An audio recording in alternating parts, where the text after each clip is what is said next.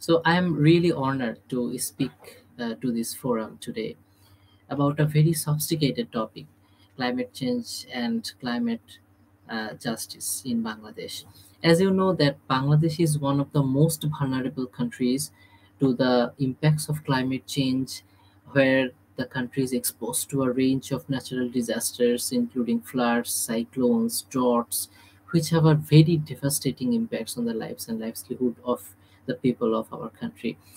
Climate change is exacerbating its risks and posing a threat to the country's sustainable development as well.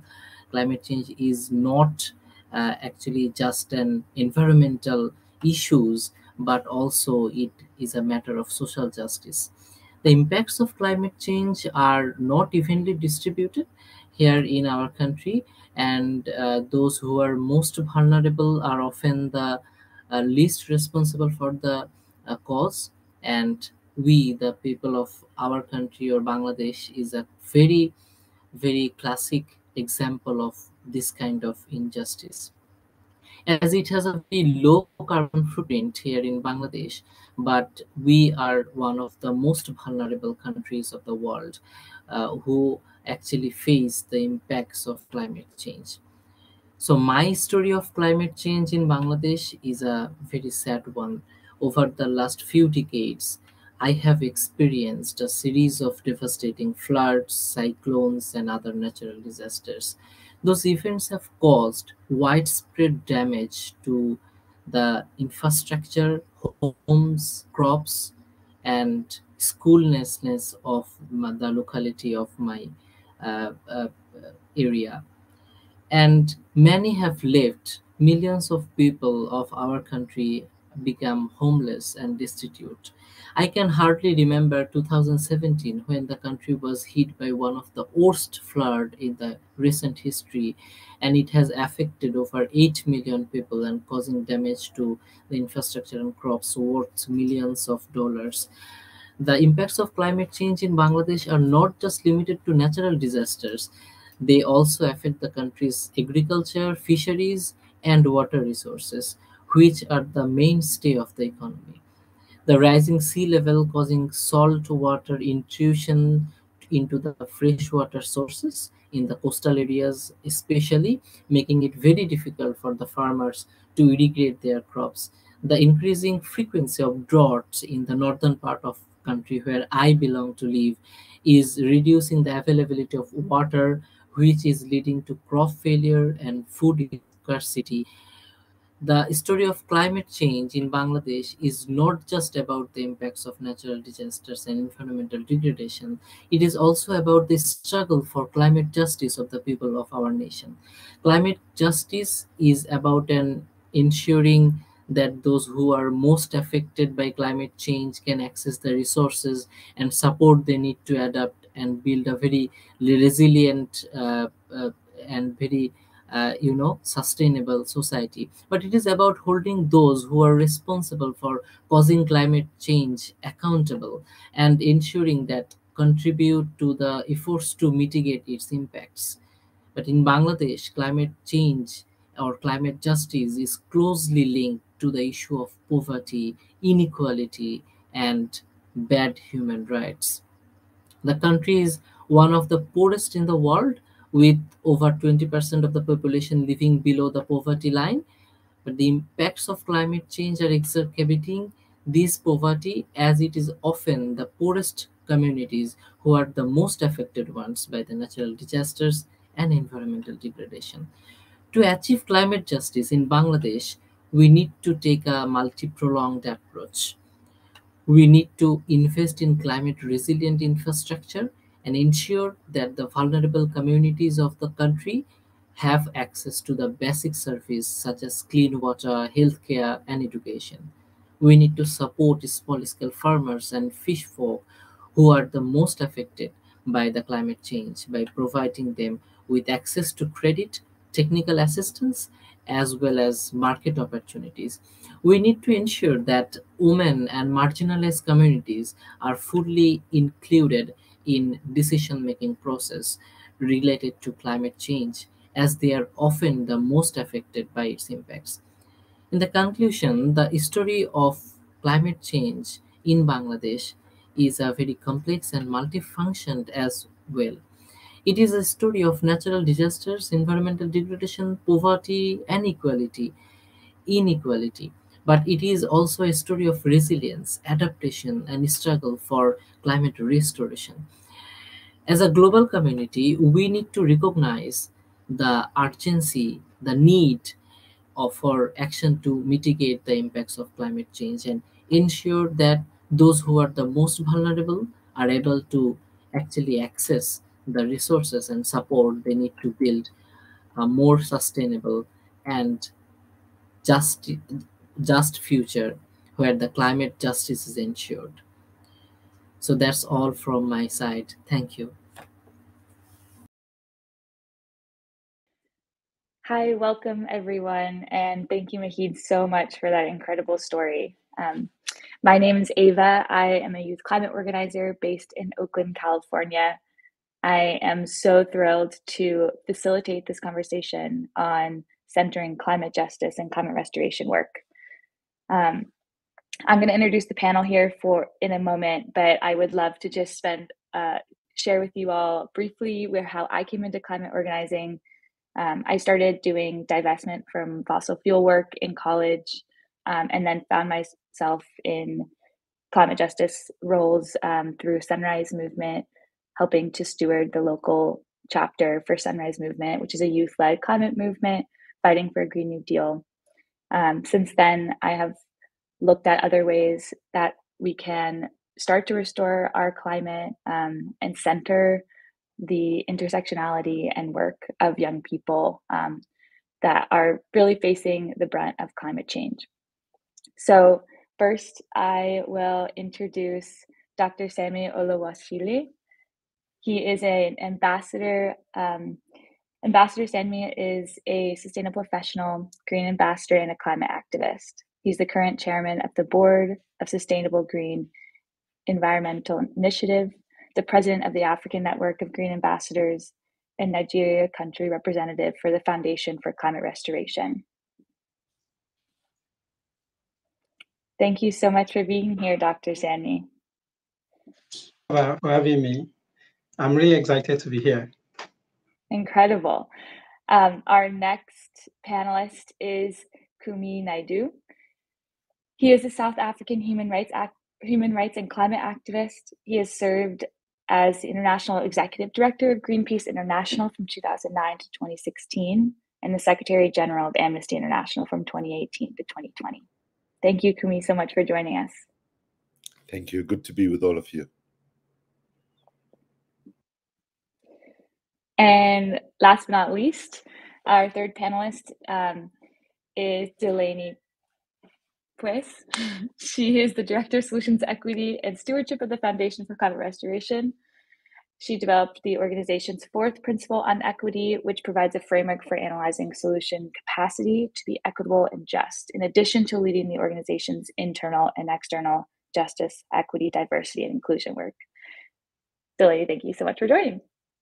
Thank you, Ava. Thanks for having me. Really looking forward to this. We have a packed hour with everyone here to talk about centering climate justice and climate restoration. It's a meaty topic. There's going to be so many follow-up questions. So I hope you all leave today learning something. What we want to kick us off with today is everyone's thoughts on the role of activism, kind of broadly, how building movements of people power can help us win real political, societal, and economic changes. So starting off with Dr. Sanmi, I would love to hear a little bit more about your climate activism background and how that work really pertains to equity and climate justice. And weaving that stuff in, what do you see really working to affect change today in activism, specifically climate activism? Oh, thank you very much, Hava. Thank you for the question as well. I would say, as a climate activist, I have always been passionate about ensuring that our fight against climate change is inclusive, and that the voice and the voices as well of those who are most affected are heard. In my work, I focused on addressing the intersection of climate change with issues of equity, and social justice, particularly in underdeserved communities. Through my work as a president of African Network of Green Ambassadors and also as the chairman of the board of Sustainable Green Environment Initiative, I have been privileged to lead and mentor over 500 young people in Africa. Uh, Presently, we are represented in 28 African countries, and we hope that the movement will continue to also go or span beyond the reach at which we have been able to reach at the moment. And what we do within that space is activate young minds, even several who have no idea of what climate change is all about, and turning them into ambassadors and green climate activists to be able to carry out actions in their own respective localities. I have also been at the forefront of climate conversation, creating awareness and fostering sustainable actions as the Nigeria host partner of the Global Week program. Um, the Global Week program is a program being run by the United Nations Life, that's the Museum for the United Nations, and is the largest conversation on climate change where you have portals situated in several locations across the world, and the participants come in and have conversations about climate change. And it is particularly directed to underrepresented groups. And this has been an exciting one. And I must confess that we have recorded over 10,000 participants joining in from different locations in the world. So it is actually an amazing program that is actually fostering I would say, elevating the awareness of climate change in the heart of even underrepresented voices, and also making their voices heard in the global space. Because the program as well, also in collaboration with MIT and Cortico, we're bringing the voices of these underrepresented individuals to be at the forefront for decision makers to be able to hear them and also listen to whatever it is they want to they experience it within their own respective locality. And of course, the program is also targeted and directed to also be able to maybe have a kind of policy change in the heart of our decision makers. Additionally, I would say that we need, okay, in terms of, let me say, in terms of what we're working with to effect change today, I believe that we need to focus on community-based solutions, especially the ones that prioritize the need and input of local communities. We also need to ensure that climate policies and initiatives are designed with equity and social justice at the forefront so that we are not leaving anyone behind. It is very important. Additionally, we need to continue to prioritize education and awareness, especially as, the one that directs to the underrepresented. You see that I keep mentioning underrepresented individual because exactly that is what climate justice is all about. Letting those that are underrepresented, those that probably wouldn't have the privilege to be able to be heard, for them to be able to be heard. So directing this awareness to them, and particularly climate actions into reality. We can empower individuals and community to become active participants in the fight against climate change. And that is exactly what we're doing in Sustainable Green Environment Initiative. And we're happy that this is actually making some strides of battalions of impact. I mean to use the word battalions because we could see the impact actually emanating, and we're happy for that. Overall, I believe that through a combination of community-based solution, equity-focused policies, and education and awareness raising, we can achieve real and lasting change in the fight against climate change. Thank you very much. That's just my little input. Thank you so much, Dr. Sanmi. That was such a rich answer, and something I really want to kind of double click on or really focus in is what you said about the importance of community-based solutions and not leaving anyone behind. So much about how we organize society, these kind of systems of power, it turns out they're very unequal. It turns out they're inequitable, and they leave people behind, and they don't work for everyone. And whether you think about that along lines of race or class or geography, that is kind of the kind of justice we're working towards, is making sure that everyone gets a fair shot. And when something as massive, as global as climate change comes and shakes up the way that we organize our society, it's up to us to decide how we can make that more equal and more fair. So I'd love to take this over to Delaney. Something I have been struck with based on that is just how activists today have this kind of sense of solidarity across movements, that when we're thinking about climate, we are thinking about all these other issues.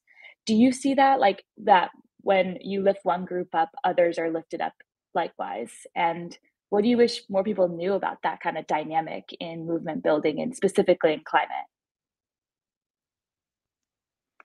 Thank you, Ava. And yes, I definitely see that. I think it's extremely important. I always like going back to the idea that if one of us are oppressed, all of us are oppressed. And until everyone's free, we can't really do the work that we're all trying to do here within climate restoration, within carbon dioxide removal, within any movement. So I think it's really important to be prioritizing and placing climate justice at the forefront of all of these conversations, because that, as Dr. Sanmi really eloquently explained, it's really about ensuring those individuals, because of the different power structures in our world, are getting those voices and are getting the fairness and the access to resources, to benefits, and they're also not being harmed. So if we were to deploy something like carbon dioxide removal within these current power structures and not prioritize that, that's a huge risk to all of those same people not having access to the resources and the benefits of carbon dioxide removal or the benefits of climate restoration. So I think it's really crucial, and it's inspiring to see people like Dr. Sanmi and others around the world really raising awareness and really seeing that intersection, right, as you mentioned, Ava, that all of these different movements are so related to each other, and they really, in order to succeed in all of them, we really have to have that intersectional lens and be showing solidarity with other movements to push everything forward to really see the future that we want. Exactly, incredible. And Kumi, I was reflecting on your bio and your life really, and how involved with activism you've been both as a youth and then today overseeing strategy and advising in different roles. You've probably seen different tactics, different movements, different strategies over the years work and others that don't. I know that your family started the Ricky Rick Foundation for the promotion of artivism, and thinking about activism today and the different ways they're both interconnected and focusing on intersectionality and finding new ways to communicate. What do you see as the role of art activism in the climate justice role specifically? Firstly, we have to recognize that the biggest challenge we face is not, in fact, what some have called the repressive state apparatus, by which we mean army, police, use of formal laws. They're very, very powerful in terms of constraining the space for political life. But actually, the bigger threat we face is the ideological state apparatus, which is the framework for education, the framework for religion, the funding of arts and culture, and most critically important, the framework for communications and media. So today, even if you look at a country like the United States that likes to believe that it's a democracy, you've got a real challenge where almost 40% of the people have been told lies, and through the very media channels that we have. Now, that's a problem, that's a big problem that we need to fix. But what's within our domain of fixing right now is how activism itself speaks, how we speak about climate justice, for example. So, for example, very simply, to speak about climate justice, we should first talk about what is climate injustice, right? To tell the story, as Sami did, about what the implications of all of those things are. And if we are brutally honest, today we also live in a world, we saw COVID show very clearly that we have a reality of vaccine apartheid. The lives of people in the global south are valued very, very much less than the lives of people in the global north. And then that reality also means we have climate apartheid. When we look at which parts of the world historically carry the responsibility for creating the problems and which parts of the world are paying with their lives in significant numbers right now. So within that context, we need to look at why are we failing? And we must be honest. This is a moment of brutal honesty. We should not pretend that we're winning when we're actually not winning on the scale and that the science says we need to win. And part of the problem is the way we frame climate narratives.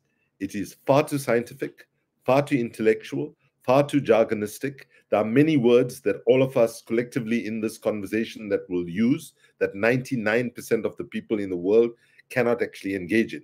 Now, I'm going to say something outrageous.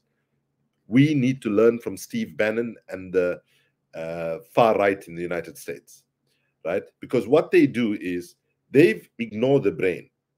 They don't try to make rational arguments. They ignore the brain completely and then they go to the heart, right? We try to win our arguments primarily through facts, figures, 1.5 degrees, 350 parts per million, which are all sailing above people's heads. So what we don't have to do, that Bannon and his ilk does, is they use active lies and misinformation and untruths. We can stick to the truth, but we need to reach people emotionally, move them into passionate engagement with the issue. And this is where the idea of bringing arts, culture, and activism, what some of us call artivism, as a contribution to addressing the communications deficit. The main reason all of us struggle with our work is that the people that we are trying to convince have been poisoned by a whole range of propaganda, misinformation, false advertising from the fossil fuel industry, and so on. And I'm not saying that it's easy. And I'll conclude my answer to this question by saying, arts, investing seriously in addressing the communications deficit that we have by creatively deploying arts and culture on its own will not give us the kind of information breakthrough to engage millions and millions of more people. But without it, right, on its own, it won't succeed. But without it, I'm almost certain we do not have a chance right now to shift large numbers of people, because, as has been said before, to change everything. Because let's be clear, this is not, climate change just didn't happen overnight. Climate change is a reality of an unjust, broken economic system out of which flows an unjust, broken energy system, food system, transport system, everything, right? And so to change everything, we're going to need everybody involved. And to have everybody involved, we need to talk in a very different way. If I might just be permitted to end on a little story to make this point, right? About how bad we get it wrong sometimes. 2011, I'm on a small inflatable boat going to occupy a oil rig in the Greenlandic Arctic. My Greenpeace colleagues could, seeing how nervous I was because I can't swim properly, basically said to me, Kumi, you know what, if you fall, don't worry, with the suit that you're using, you'll survive at least 2 hours and we will be able to catch you and pull you into the water. I looked at the size of the waves and I thought, my God, maybe it'll take them more than 2 hours to find me. And then I had this horrible thought, right?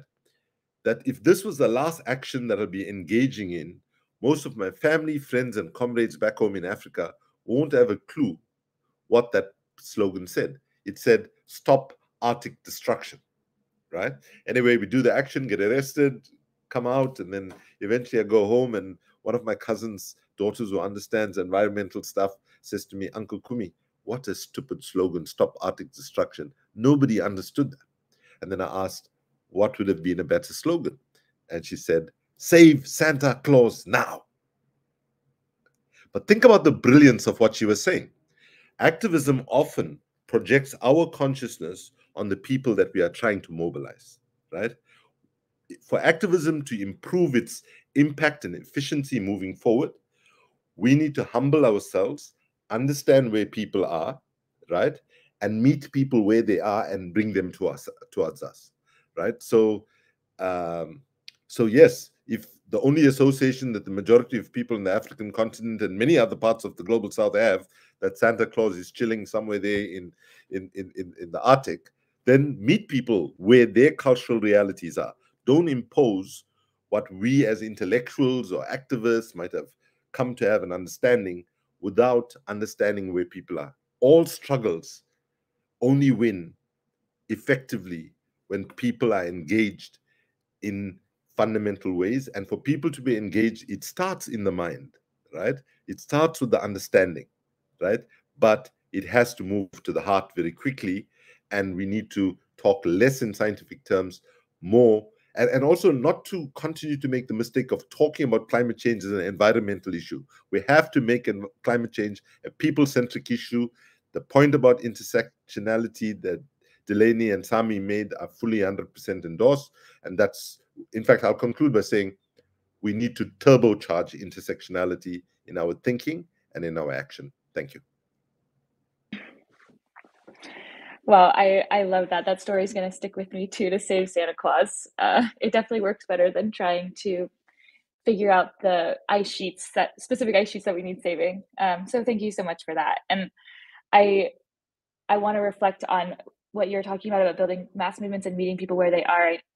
I know that through my work with Sunrise Movement, what we were trying to do was get the concept of a Green New Deal, which is simply just a policy platform that meets the urgency and timing needs of the climate crisis. We were just trying to get that on the table, something for people to talk about, to hear. And the difficulty in building mass movements of that scale is two things. You both need enough people to believe that it's possible. And then you need those same people or a different subset to believe that they have a role in reaching that reality. And those are sometimes different problems, and they're sometimes really tricky. And I think meeting people where you are is the kind of crux of it. And I see this a lot play out in the US specifically, but if becoming an activist or an organizer or working on climate change related work becomes this moral high ground that you take on, and you're disavowing other people for not taking action or doing it in a different way, you get into really, really tricky territory. You're turning off the very same people that will be the ones that hopefully are on the forefronts of scaling up and building that movement.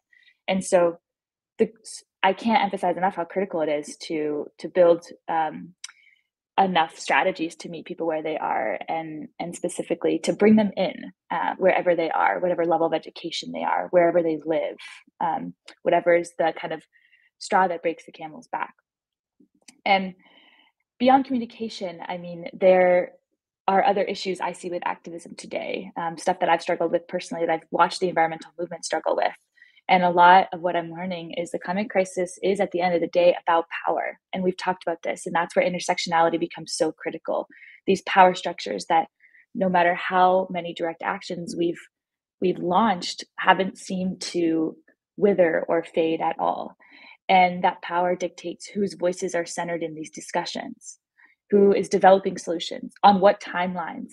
Is 1.5 even like an issue for a lot of people in the US? Who and why? Is 1.2, like, is a temperature threshold at that level a huge issue for huge swaths of countries and communities across the globe? Of course. Power also dictates whose needs are being met and who reaps the benefits, and all of these questions that maybe are an afterthought or a footnote, if discussed at all. And that inequity exists in every part. And so I want to throw this back to Delaney and ask how you would bring people into this conversation on equity. How would you approach it? How would you describe the concept to someone who has never heard the term? Yeah, thank you, Ava. And I'm really enjoying this conversation. Everyone's answers have been, I look forward to watching this again after it's all done. But yeah, I think in terms of bringing those people in, like specifically within carbon removal, so even that, we think about the idea, as Kumi mentioned, like people don't even understand what we're talking about a lot of times. So there's a lot of terminology, right, where we're talking about CDR or DAC, direct air capture, and it's already getting people lost. So I think one of the most important things in terms of bringing people into that and meeting people where they are is actually making that information accessible. And really, as Kumi alluded to move beyond the intellectualizing and to try to make it sound sciencey, and with all this research, which I think we get kind of lost in, and thinking that's going to help everyone understand what we're talking about.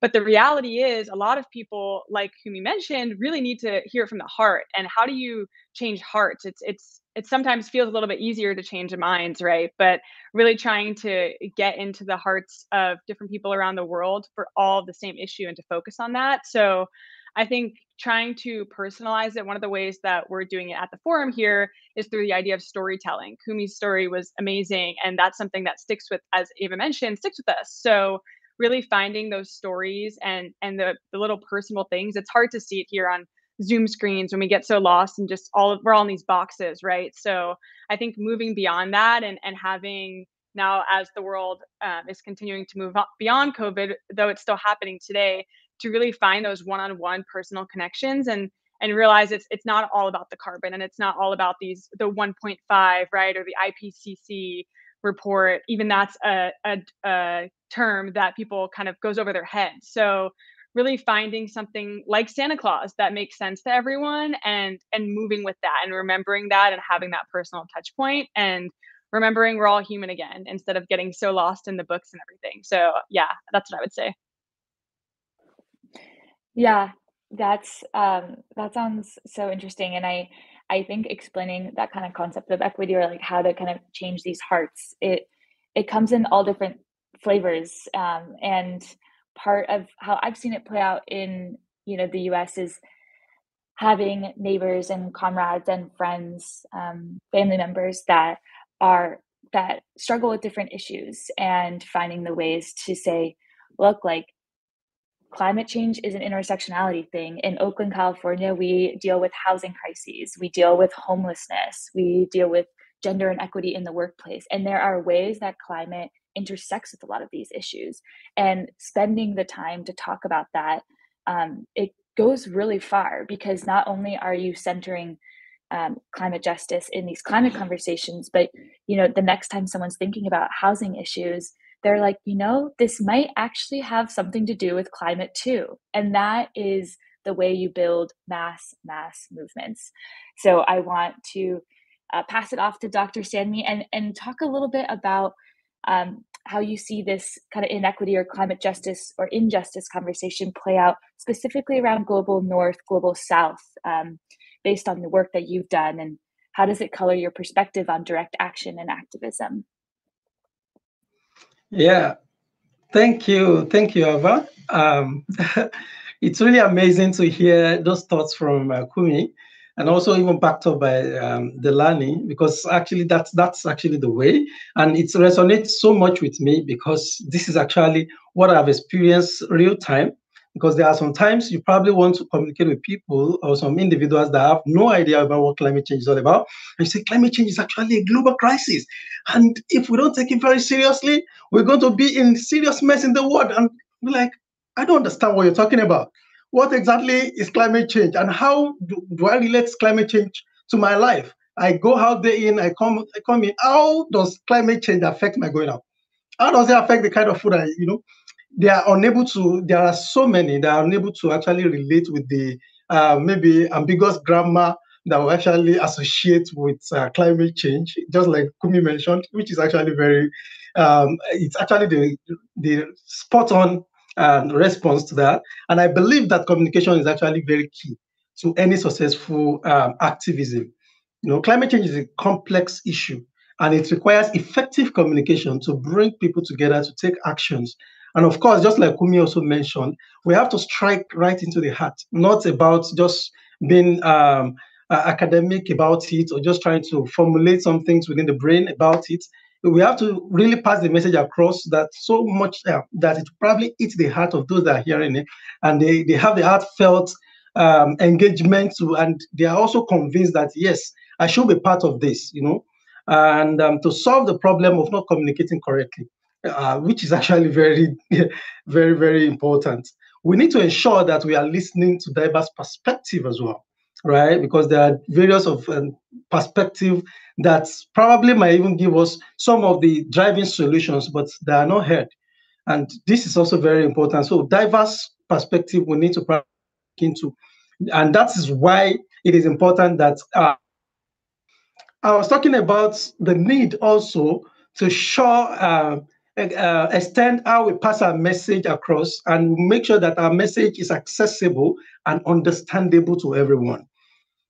If we're talking in terms of my works, probably let me just talk about the vision first. My vision for a better form of activism is one that is inclusive and collaborative. In simple word, we need to work together across communities, across the globe, across individual localities, and also with government, and find solutions to climate change. And of course, this conversation, of course, will continue to go on.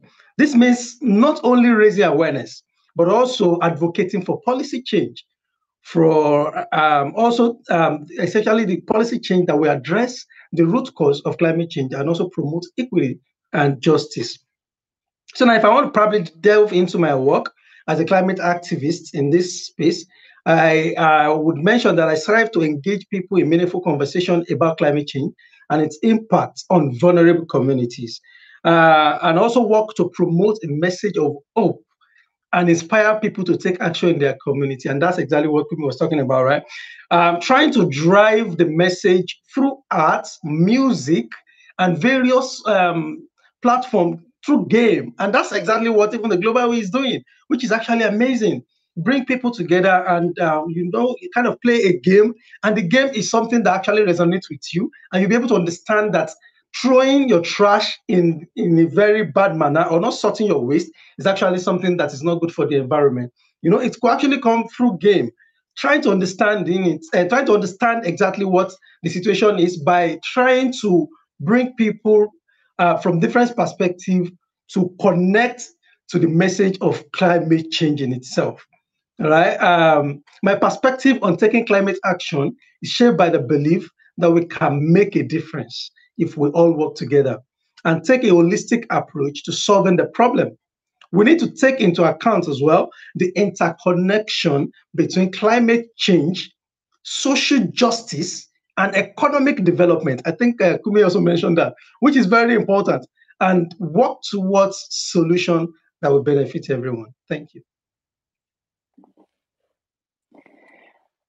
Great. And turning a little bit more directly into the topic of this discussion or of this panel on climate restoration, how now we're thinking about climate justice and how we can center those.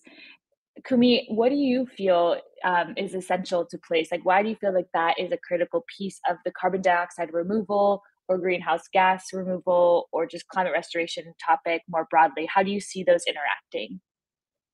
Okay, firstly, the very fact that we're having a conversation about the need for carbon dioxide removal is a statement of failure of government and political leadership and denial over decades for the reason to act.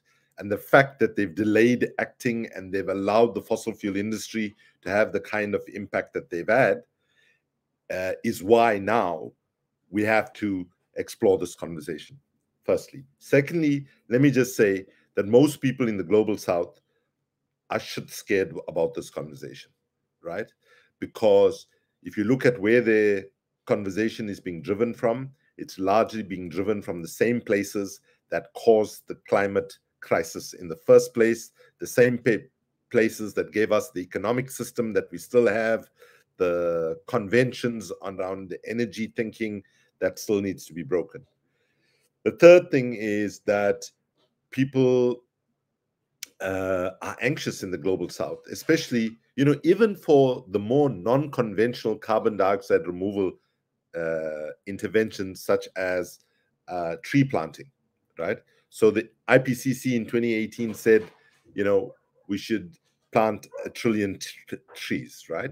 Now, by the way, it's very interesting that there's a lot of people talking about complicated carbon dioxide removal things on technology and so on, but we can't get our act to actually deliver on that ask. And let me just say, if anybody thinks that 1 trillion trees is so difficult to do, in 2019, on one single day, Ethiopia planted 215 million trees, right? So if we had political will and so on. But the fear is, as we've seen with solar facilities and wind facilities, sometimes in the name of protecting the climate, these then gets put in indigenous people's lands and in communities' lands without free, prior, and informed consent and so on. So there are people in Africa that are very, very concerned about how this would come. And I can tell you, I wrote a piece in Al Jazeera sort of encouraging that we needed to have the conversation about carbon dioxide removal.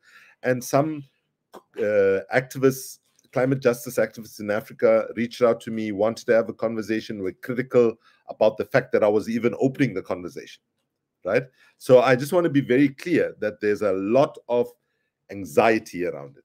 That anxiety can only be addressed if we, for example, try to, at minimum, explore the principles articulated by the Global Carbon Removal Partnership when they talk about durability, when they talk about performance, when they talk about social and environmental equity, transparency, and inclusivity.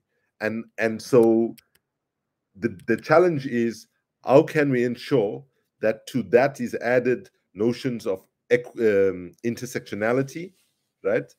Because that's one of the principles, I think, that could strengthen some of the things that we are talking about to move us in a climate justice way. So it would be horrendous that what is talked about as a solution, and let's be very clear, that my perspective is that let's push carbon dioxide removal all the way in terms of natural, uncontested solutions.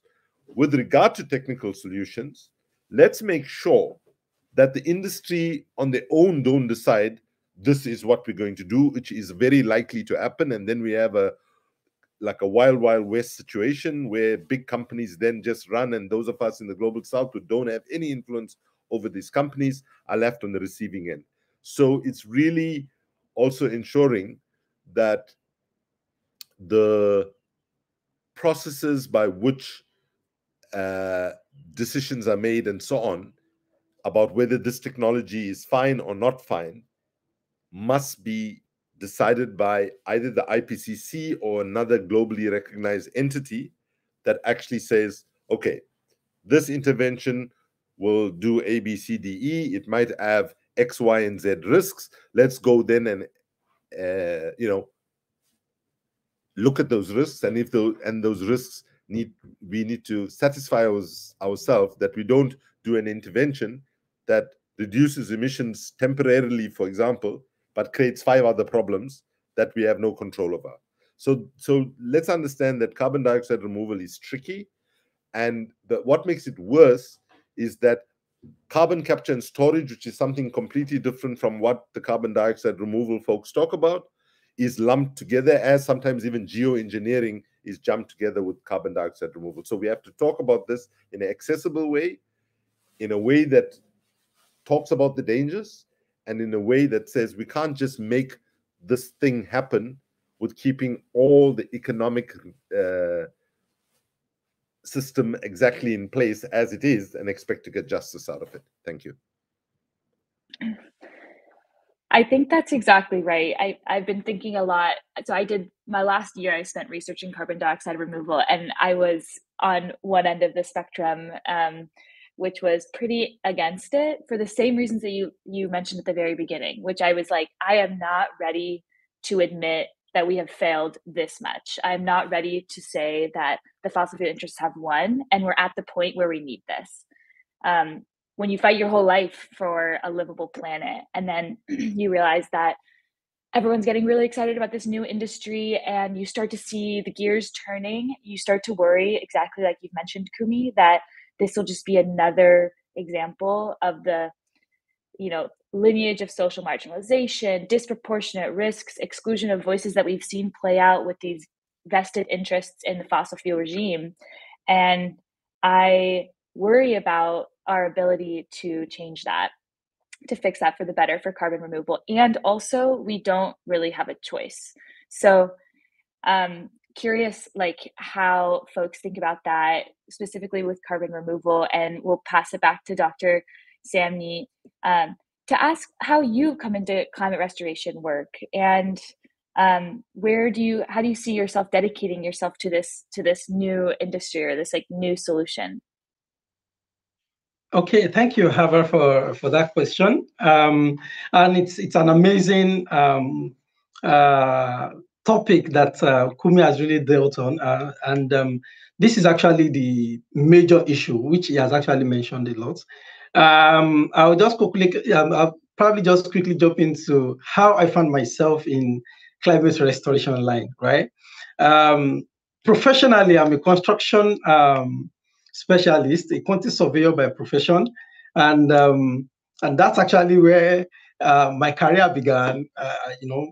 Being in the construction field, and And at some point in time, I had to go for my master's degree. And at that point, I decided to choose sustainable construction as my master's thesis. And that was where it all began. So if I want to talk about where it all began. So now delving and researching about sustainable construction, I saw it was actually way beyond what I initially imagined it was going to be. And that was where I began to pick interest about researching more into things that has to do with green building. And from there, I noticed that it's not just about the buildings. It's not just about the construction. It's way bigger than just construction. It is actually a global issue that actually is bigger than even the construction industry. Of course, there would be some level at which construction industry will have to come into the picture, but the conversation in itself is way likely bigger than construction industry.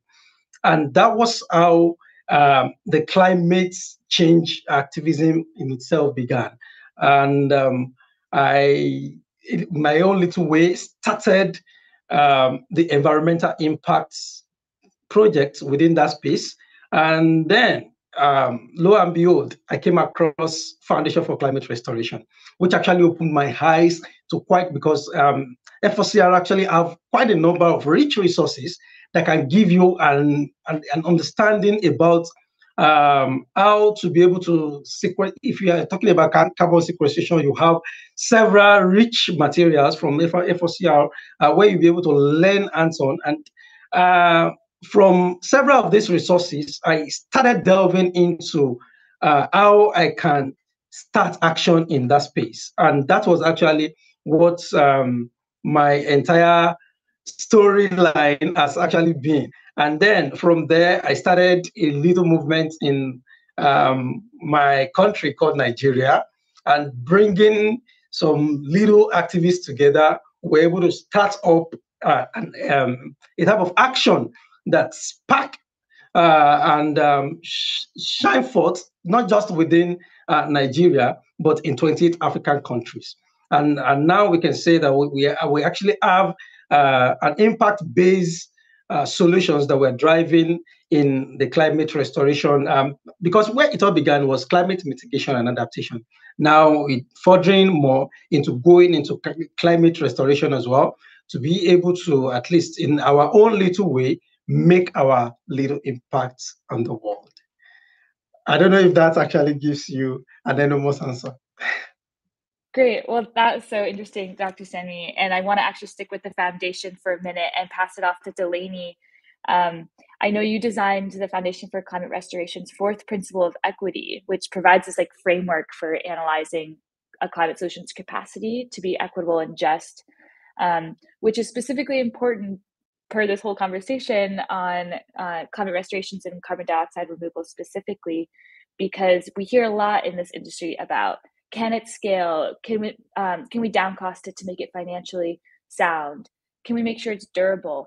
And there are other considerations like equity and justice. So can you speak a little bit to how you developed this and when you realized it was necessary?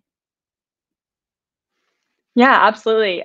Thanks, Ava. So I really think for me, once I understood the concept of climate restoration, I came as a newcomer as well about 3 years ago. So I came into it while starting to understand, like you mentioned, Ava. So is it durable? Can the carbon stay stored out of the atmosphere for a lengthy amount of time? Or can we scale it up, right? Can we remove a lot of carbon from the atmosphere? Or can we finance it? Who's going to pay for it? And I always felt that the moment I recognized that framework, I always felt it just missed this huge piece, which is why we're here today and what we're talking about, right? So realizing that it's not all about the carbon and it's not just this environmental narrow technical problem, and it's that mindset is not going to get us out of this holistic global issue that we have. There's our earth and our world and our livelihoods are way too complex to leave it to those three. So for me, it was really trying to find a way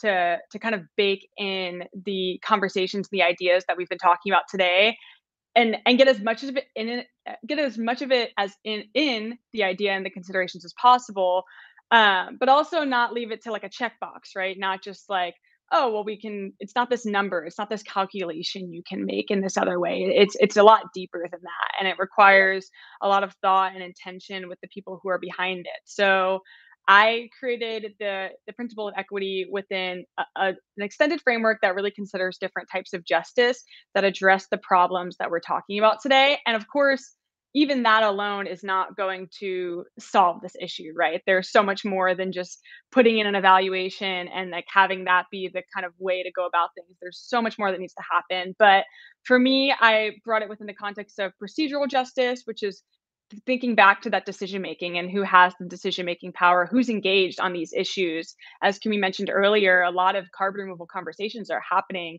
in the United States and the global north. And that really, and even within those conversations, it's a lot of wealthier individuals. There's a lot of communities of color that are left out of those conversations to begin with. It's already disproportionate. So that's because of the world that we live in to begin with. And that's where the idea of equity comes in versus equality, where it's like everyone has this equal access and that's just not recognizing the problem. So really thinking about who's being engaged and looking at the past that we've had with the fossil fuel industry and these different communities that have had these corporate organizations, these corporate companies coming into their towns and telling them, we're going to create jobs for you, or we're going to create benefits for you in this certain way, and this is going to be really good for your community. And then these same communities receiving harm from those projects for generations. So I think it's really important for, first and foremost, to ensure that whatever company is trying to do this project, if it's not a community-based solution, to have that relationship and that co-creation and co-development project with the community, not to just cite it and decide, well, this is where it has to be, right? You've already seen, I'm sure, in a lot of news sources where that's gone wrong and the resistance that that's created within different social movements for carbon removal. So we're at this point where we haven't began a lot of these more technological solutions, right? We haven't had those on the ground yet, and it's starting to happen, specifically in the US, but there's still so many people who haven't been engaged. So really thinking about those procedural processes. And then there's three more. So the second is distributive justice. So who is getting access to these benefits? Are the benefits being maximized for the communities that have disproportionately been impacted by climate change or pollution, and who is receiving those harms, and really not trying to recreate those same structures. And then the final two are about reparations, the idea of those reparative justice and redressing those harms, and who's going to remove the carbon from the atmosphere and who has to pay for that. So depending on global responsibility, we know that the global north has been the biggest emitter, specifically the United States has been the biggest historical emitter on the list, in addition to wealthier communities, and really ensuring that those communities are the ones that are held accountable. And finally, just thinking about transformative social change and transformative justice. So thinking of those root causes of climate change and really having this holistic lens to address the solutions. Wow, that's so interesting, so rich. I hope everyone in the audience is listening, because taking notes, hopefully, because that's the type of framework that can help us get to really justice-based solutions, like ones that do kind of change the narrative on the way that we've seen climate solution development play out in the past. So I am excited about a future where that is a framework that's centered. And finishing us off here, we're almost at time, but I wanted to ask Dr. Sanmi one last question, and Kumi as well. What do you think the average person can do to support the climate justice movement today? So I'll start with Dr. Sanmi and then move to Kumi. Okay, thank you, Ava, for the question. What I think an average person can do to support the climate justice movement, the first thing is have it at heart and plan to do something. And if you are just an ordinary person, because I actually came into space, just like Delaney mentioned, as somebody who has no idea about the entire thing, but then with enormous knowledge, you can do more than enough. As someone who is passionate about climate justice, I believe that every individual has a role to play in supporting the movement towards a sustainable future. So it actually starts with taking personal responsibility and making changes in our daily lives. So we have to actually start it within ourselves before we can talk about doing it out there and turning it to activism, right? And It has to do with doing it in our daily lives to reduce our carbon footprint, such as reducing the energy use that we use in our respective homes, right? Recycling whatever it is that we use that are recyclable, and also eating a plant-based diet. It could be as small as that, and it could be as giant as launching into maybe a renewable energy kind of project. And of course, it can be enormous. And beyond that, there are many ways as well, which are any individual, especially those are the audiences on the audience right now can actually join in the activism for climate justice. You can join by volunteering with local organizations in your respective area. Well, attend protests and rallies. You can advocate for policy change. It's also important to have conversation with friends and families and colleagues. Actually, that was one of the best way I was able to connect, because my wife is a microbiologist, so she's in the the natural environmental space. I am a quantity surveyor, the built environment space. So we actually brought ideas together, we synergize. So from ideology, from family, you might never know, you can actually spark something that can actually change your entire locality, can even be something that can change the entire world. Ultimately, I believe that the most effective way to support the climate justice movement is through collaboration. I keep mentioning that because that's actually a very key word. Collaboration and working together towards a common goal. By joining forces with like-minded individuals and organizations as well, we can make a real difference in creating a more sustainable and equitable future for all. Thank you. Thank you so much, Dr. Sanmi. And something that sticks with me is just the concept of you don't have to sweep up the whole world. You just have to sweep up your little corner of it. And the way that you move through the world and the way that you show up in the world can actually have a really big impact. So thank you. And Kumi, finish us off here. We know that you've done youth organizing in your past.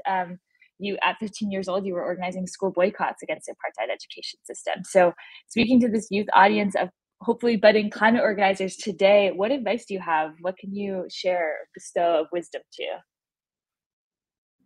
So firstly, I would endorse all that Dr. Sami shared and agree with him that, for example, personal action, like recycling, for example, is an excellent place to start, but it's not a good place to finish, right?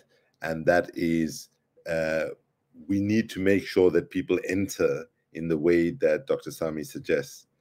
But what the world needs right now is a scale of mobilization that we've never seen before and a scale of participation that we've never seen before. And that is why I believe it's critically important for people to be able to find things to contribute that speaks to what makes them happy in their lives, what gives them joy, what gives them fulfillment. So if you're an art teacher, then go and teach kids in a community that's poor how to do murals that communicate, the message in the community, right? If you are a music teacher, get together with other music teachers and try and compose songs that are educating people about climate, inequality, justice, and so on, right? So the most important thing is that people must be reminded, as we need to remind ourselves, that we have more agency than we often think we have, right? Let's say I made the statement, people have power as holders of assets, right? Such as bank accounts. Then you think, well, most of the people are poor, they don't have a lot of money.